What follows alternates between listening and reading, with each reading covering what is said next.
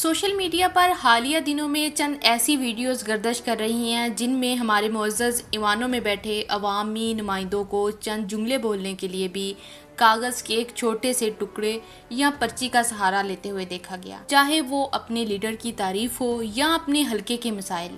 جب الفاظ دل سے نہیں بلکہ کسی کے لکھے ہوئے کاغذ سے نکلتے ہیں تو ایک عام شہری کے طور پر میرے اور آپ کے دل میں کچھ سوالات جنم لیتے ہیں۔ میرا سوال کسی سیاسی جماعت سے نہیں بلکہ اس سوچ سے ہے جو ہمیں ایوانوں تک لے جاتی ہے۔ اسمبلی وہ جگہ ہے جہاں عوام کی تقدیر کے فیصلے ہوتے ہیں۔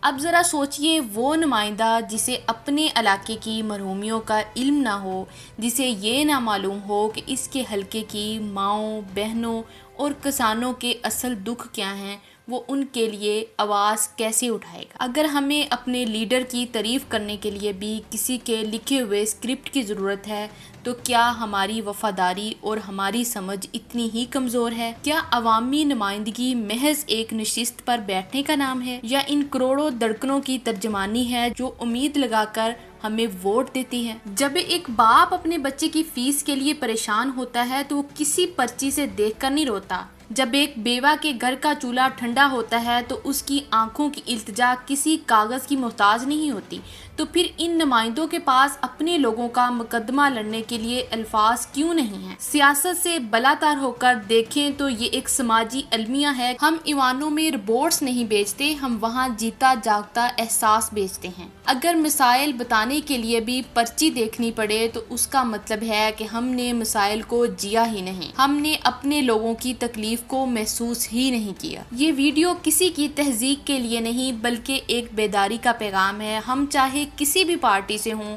ہمیں ایسے نمائندے چاہیے جو عوام کی آواز بن سکے، جن کے پاس اپنے لوگوں کا درد بیان کرنے کے لیے الفاظ کی کمی نہ ہو۔ ایوان میں کھڑے ہو کر جب آپ بولیں تو آپ کی زبان سے آپ کے حلقے کی مٹی کی خوشبو آنی چاہیے، وہاں کے لوگوں کی تکلیف جھلکنی چاہیے، کیونکہ جو نمائندہ کاغذ کا محتاج ہو وہ قوم کو اپنے پیروں پر کیسے کھڑا کرے گا؟ اپنے نمائندوں کا انتخاب کرتے وقت صرف پارٹی نہ دیکھیں، یہ بھی دیکھیں کیا ان میں آپ کا مقدمہ لڑنے کی صلاحیت ہے یا نہیں۔ اپنی رائے کا اظہار کمنٹس میں ضرور کیجیے گا۔ اللہ حافظ۔